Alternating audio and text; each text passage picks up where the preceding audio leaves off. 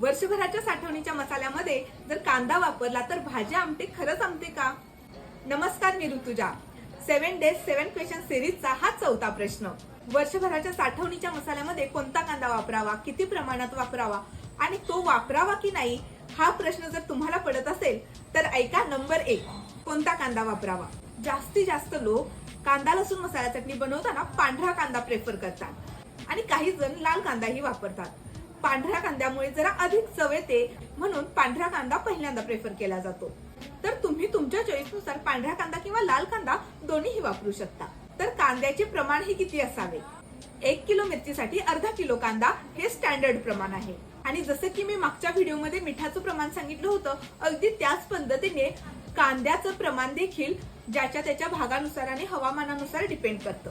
आपल्या कोल्हापूर जिल्ह्यात कांदा हा छान शिजवून घेतला जातो. तो ब्राऊन होईपर्यंत भाजून घेऊन तो चटणीमध्ये वापरला जातो. आणि समुद्र किनारपट्टीचा जो भाग आहे त्या भागात हवामान दमट असतं, जसं की मुंबई, अलिबाग, गोवा यासारख्या भागात तर कांदा वापरत नाहीत कारण चटणी लवकर खराब होते. पण त्यांना जर कांदा वापरायचाच असेल तर तो एकदम कुरकुरीत तळून चटणीमध्ये वापरला जातो.